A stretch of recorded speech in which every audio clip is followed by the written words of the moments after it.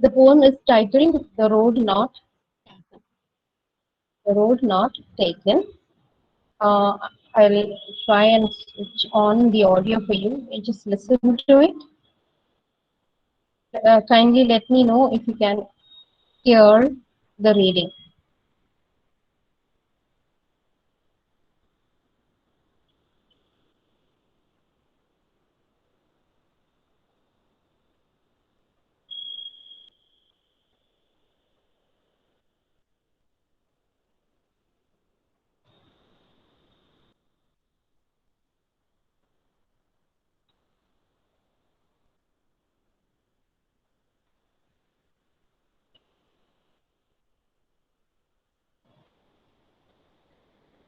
Were you able to hear the first two lines read out? No, ma'am. No, miss.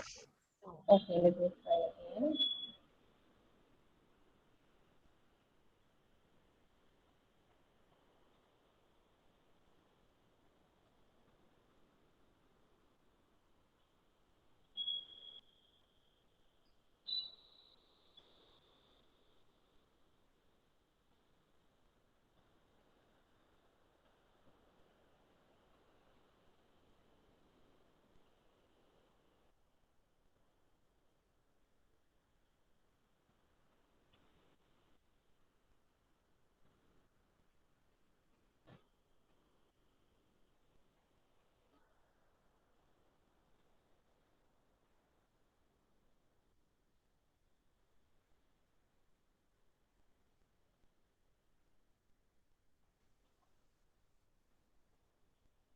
No, miss, we can hear.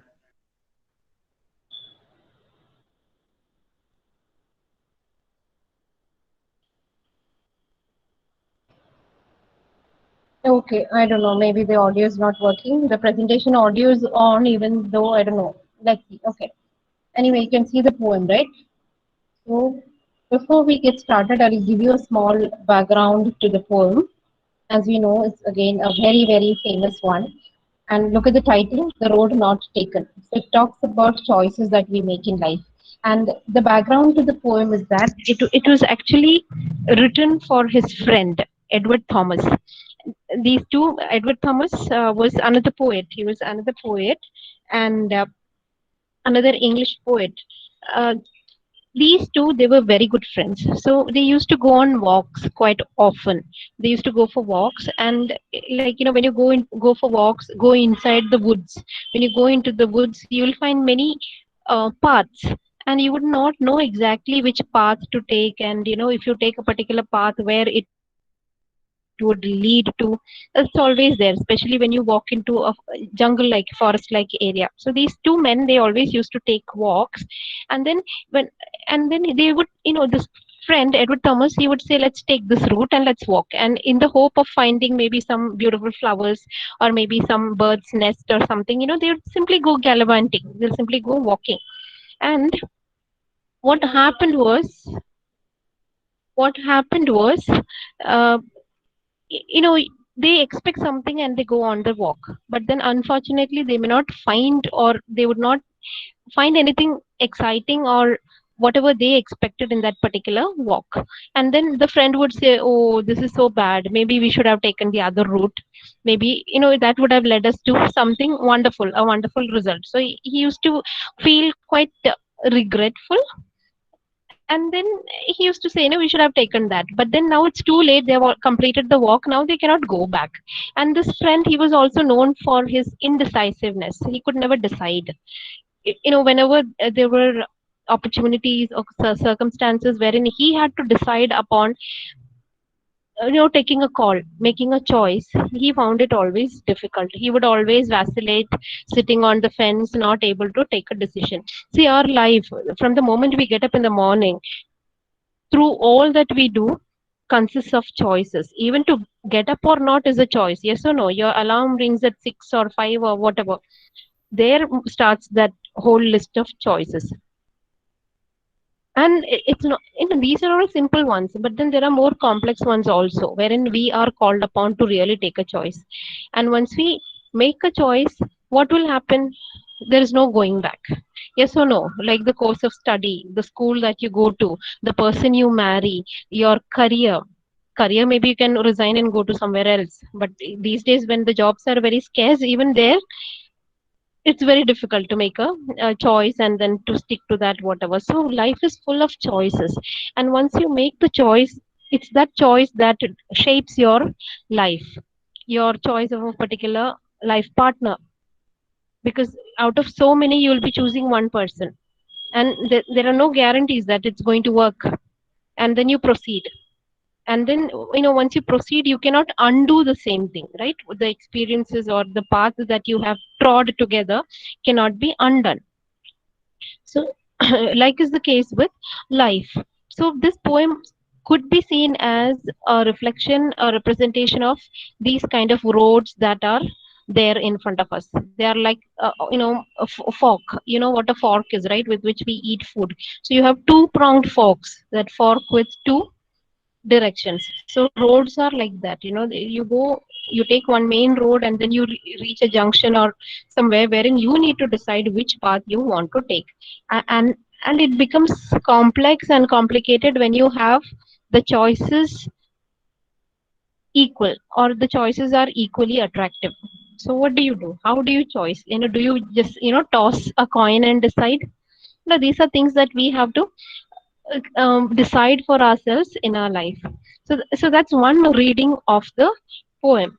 And the poem can also be seen as a poem about absence. See the title, The Road Not Taken.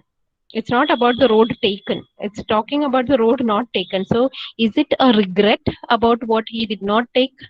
We don't know. And the last line is again kind of confusing, wherein he says that my choice has made all the difference. So there are different levels and layers of meaning, though on the surface this appears to be a very very simple school child level poem. And then Robert Frost himself, he said, actually I wrote this poem as kind of a fun thing. He was making fun of his friend Edward Thomas. He wrote this letter and he sent it to him in a letter. And friend, he thought it is about life's choices, but even friend did not really get the humor in the poem. Even when we read it, we will not get the humor. But then funnily enough, Robert Frost had intended this to be a fun poem, making fun of his friend, pulling the leg of this friend, Edward Thomas, who in his life could never decide upon anything. And then we also come to know that this person, the friend, Edward Thomas, when he received the poem, he was actually fighting in the battle. World War One was going on. So he was enlisted as a soldier, and he got killed. I mean, sometime after reading the poem. So this poem again becomes quite poignant, wherein it talks about this. It's all about this particular person and in his inability to choose whatever. And then immediately after reading the poem, getting the poem, he gets killed in the battlefield.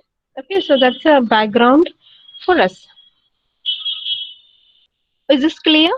The background to the poem?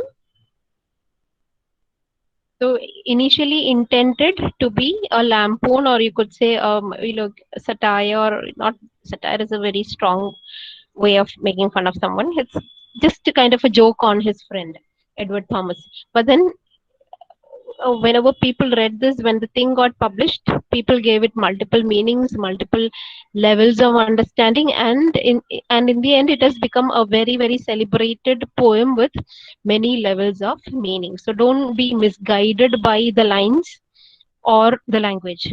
On the surface, we may think, oh, it's all nothing. Okay, so let's have a look at this. The road not taken. It has 4 stanzas. Two roads diverged in a yellow wood, and sorry I could not travel both, and be one traveller.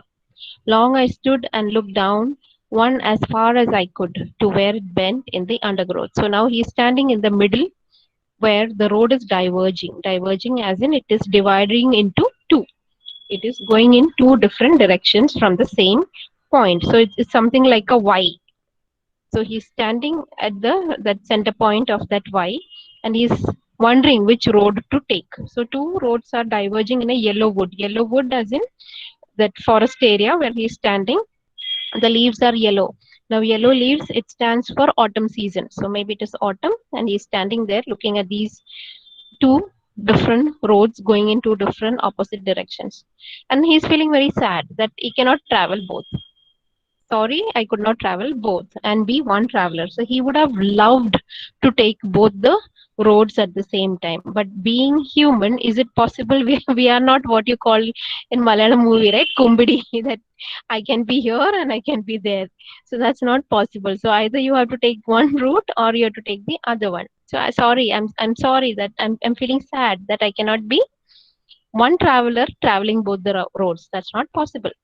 So long I stood and looked down one as far as I could to where it bent under the undergrowth. So he's standing there at the center and he's looking far away to where the road is leading. So he's looking at one road, and when he's looking, there's a point where our vision ends. So he's looking at that point, and then he finds that there are bushes, undergrowth. Undergrowth is all these, it's a forest area, filled with lushy green bushes.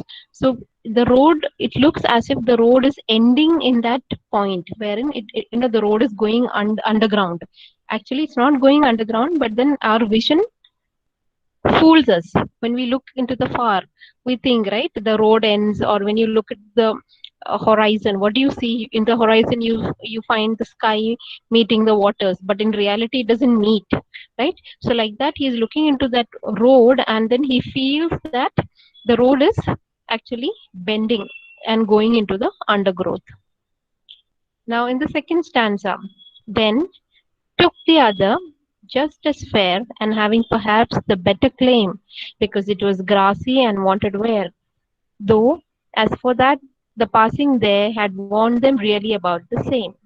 So now he looked into one road which looked as if it is ending and bending into that undergrowth. So he did not take that road. What did he do? He went and took the other road. Why did he take the other road? He's saying just as fair means both the roads are equal in attraction. Both are equal in attraction. So I took the other one. I took the other road just as fair means both are equal roads.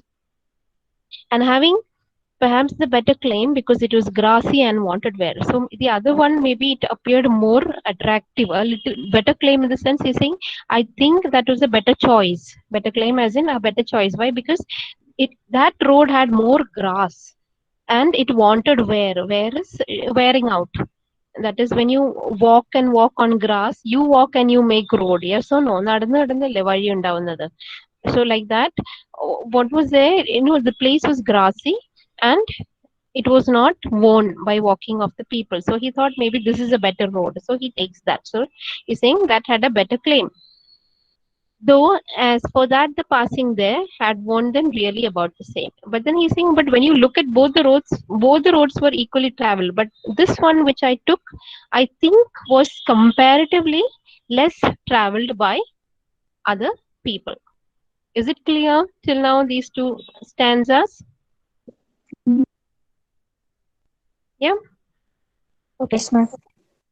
And that morning, and both that morning equally lay in leaves no step had trodden black. So now it's morning time, and he's standing there in front of these two roads, and both the roads are now, they both of them look fresh because there are leaves on both the roads, and the leaves are looking very fresh. It is not trodden black. That is, when you walk on leaves, what will happen to the leaves? They become blackish in color, right? They get kind of blackish in color. So when you look at the leaves fallen, you understand whether people have walked, whether they have walked over the leaves or not. So now he's looking at that. Both the roads, it's filled with fresh leaves, and no person has stepped on the leaves and made it black. So that day nobody has traveled. Oh, I kept the first for another day. So he's saying, I took one road and I kept the other one. So I thought, okay, the other road I will travel some other day. Not today, I'll travel some other day. So that's what he's thinking when he's deciding upon his road to travel. But there is a catch. What is that? Yet, knowing how way leads on to way, I doubted if I should ever come back. So he's saying, I understand one thing, one truth about life. And what is that? Way leads on to way. That is, you go on a way, that way will take you to some other way, to some other way, to some other way. and then you'll be very, very far away from where you started, right? Where you started your journey from. You'll be pretty far away from the starting point, and it will be very difficult for you to come back. So I doubted if I should ever come back. That is, once you get into life, you make a decision.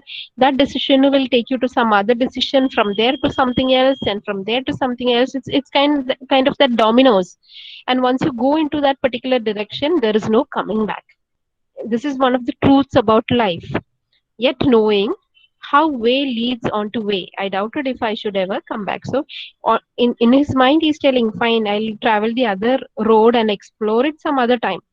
But then he understands that one this truth about life. And what is that? Way leading on to way, and doubting if I should ever come back. That is, once you proceed, once you go on a way, there may not be a coming back. Like you can talk about many people who go abroad, they think, I'll come back and do this and that, or but then once they are gone, it'll be very difficult for them to come back. There could be many reasons for that. We're not getting into all that. This is just one simple fact of life. Now, coming on to the concluding stanza, I shall be telling this with a sigh. Somewhere, ages and ages hence, two roads diverge in a wood, and I took the less I took the one less traveled by, and that has made all the difference.